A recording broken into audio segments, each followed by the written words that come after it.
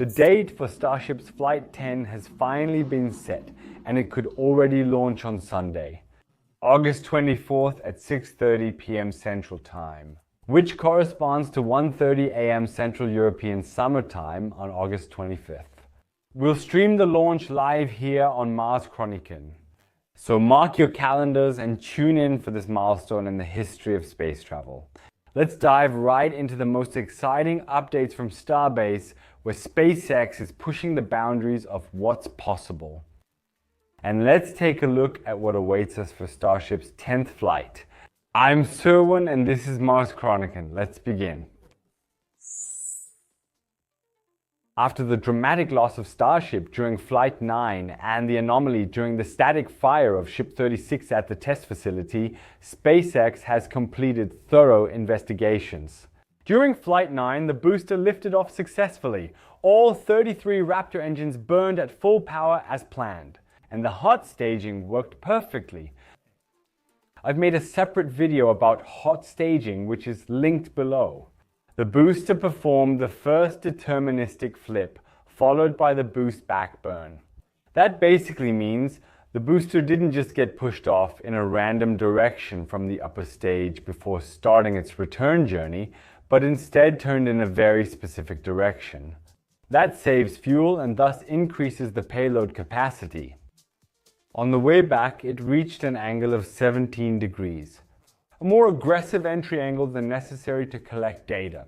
However, this led to structural stresses that were higher than expected.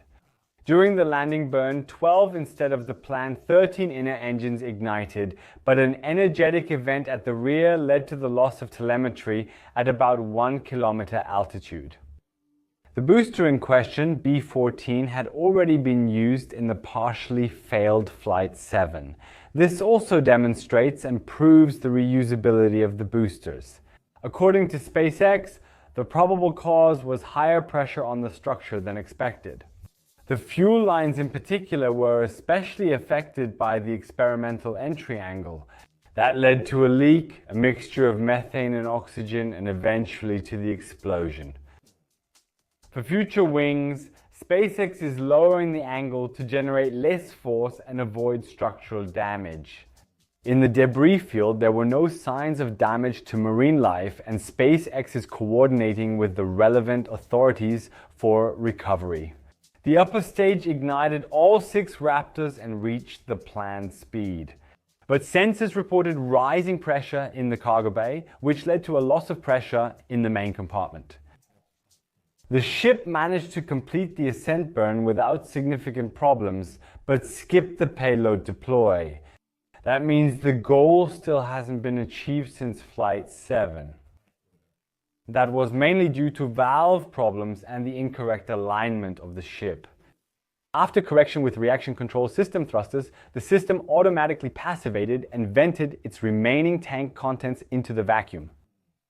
The re-entry occurred in an off-nominal orientation. This led to the loss of communication at 59 kilometers above the Indian Ocean, about 46 minutes into the flight. By the way, if you want to have news like this in your inbox, sign up for the Mars Chronicle newsletter for free at marschronicle.space, link below. The root cause was a fault in the diffuser for the main tank's pressurization system. SpaceX redesigned the diffuser to guide the gas better and reduce material stress. Qualification tests lasted 10 times longer than needed with no damage. The reason for the spectacular accident of Ship 36, however, was completely different. With Ship 36, the vehicle exploded during fueling for a 6-engine static fire. The incident damaged the test stand, but it remained within the safety area, so there were no injuries. Root cause: undetected damage to a composite overwrapped pressure vessel tank with gaseous nitrogen in the payload bay, which led to structural failure, fuel mixing, and explosion. For upcoming flights, SpaceX is reducing the composite overwrapped pressure vessel pressure, adding inspections and proof tests, changing acceptance criteria, and developing new, non-destructive testing methods. External shells provide additional protection and visually indicate damage. Every lesson flows into the next generation. 2 flights with the current version remain. After that, Block 3 is coming. But this Block 3 variant won't come into the world completely error-free either. We shouldn't kid ourselves about that. And so far, not a single Raptor 3 has been in the air yet. But that deserves a whole video of its own. Flight 10 is testing off-nominal landing burn scenarios. Booster 16 is testing experiments for future profiles on an offshore path into the Gulf of Mexico. So no catch. After stage separation, it flips controlled and initiates the boost back with less propellant for more payload. Primary objectives are landing burns with unique configurations. One center engine is deactivated to test the backup in the middle ring, then 2 engines for full hover over the ocean, shutdown and drop. The upper stage, Ship 37, has the following objectives: deployment of 8 Starlink simulators in a suborbital trajectory and relight of a Raptor in space. As with the last 3 flights, re-entry experiments will also be conducted this time. Tiles were removed from sensitive areas for stress tests, metallic tiles with active cooling, catch fittings for thermal tests, and rounded tile edges to prevent hot spots. The re-entry is designed to put particular stress on the lower control flaps. SpaceX is aware that they need to launch the last 2 Block 2 stacks as quickly as possible in order to upgrade to Block 3.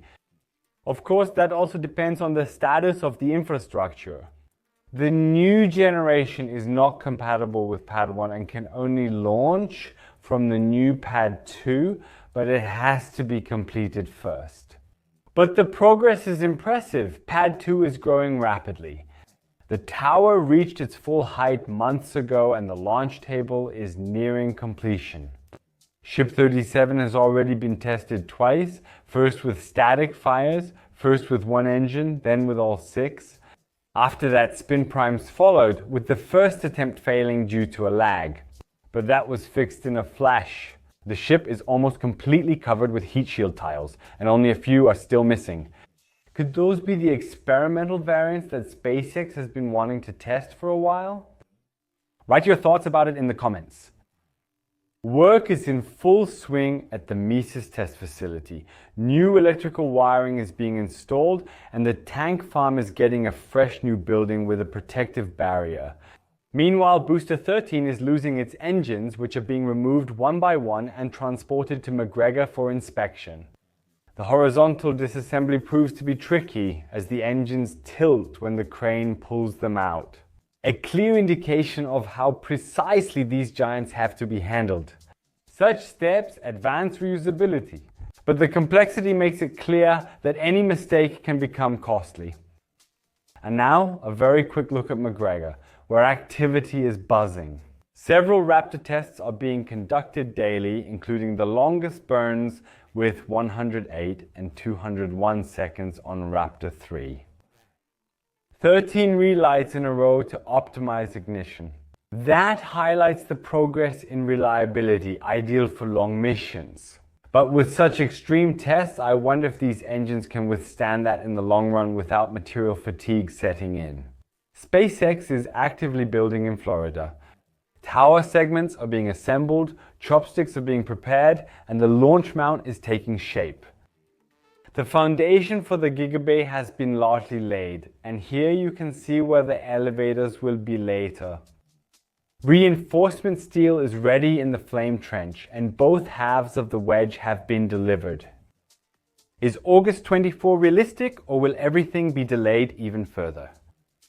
The weather conditions are yellow. The FEE license is there, but the hardware has to fit. That brings us closer to Mars. Nevertheless, the first Mars missions in 2026 are unlikely, more likely in 2029. If you enjoyed this update, feel free to subscribe and hit the thumbs up. Thanks to the members and Patreons, info below. My name is Sirwan and this was Mars Chronicle. Thanks for tuning in. Vera sperad astra.